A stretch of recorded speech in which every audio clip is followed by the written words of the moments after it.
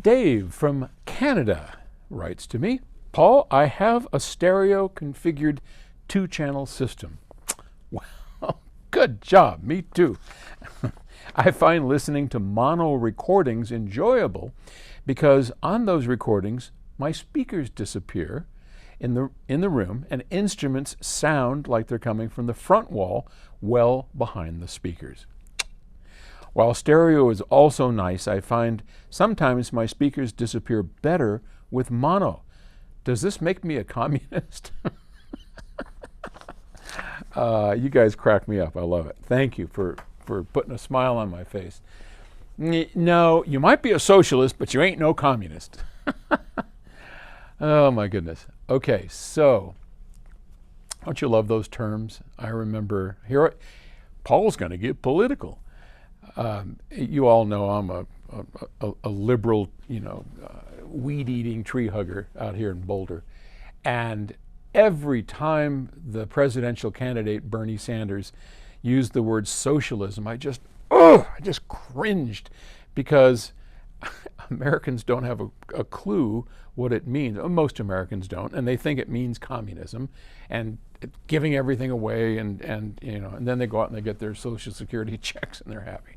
All right, or their Medicare. Anyway, okay, no political stuff. Right, where were we? Mono. Well, here's the thing. On a properly set up 2-channel system,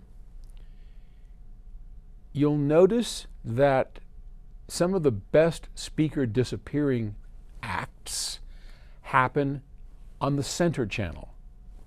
Okay? So think about it.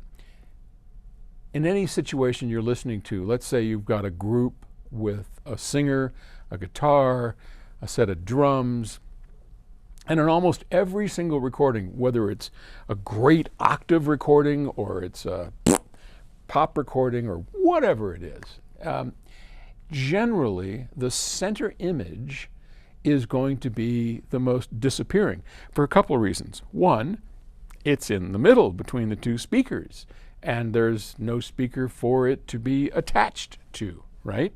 So when it moves more to the left, unless you have your speakers set up really well, sometimes it's going to come into the left speaker or into the right speaker as opposed to staying properly back behind the speakers and creating this lovely soundstage, which is one of the reasons why I write those books about the Audiophile's Guide, to help you get that. But for most people, even if they don't get that, they get the center image, and it's pretty easy to nail that and make that so that it is disconnected from the speakers. Well, and here's the thing. That center image, guess what? It's mono. That's how it gets in the center. The left and the right channels are at identical volumes, phases, all of that. They are the same. They're playing a mono signal.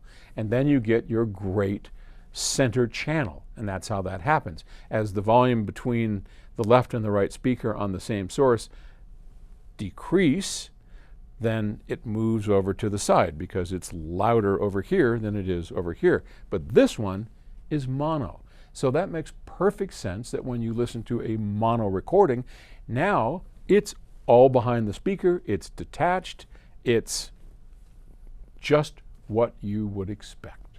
So, good observation. Thanks for sharing it with us, and I'll talk to you later. Bye.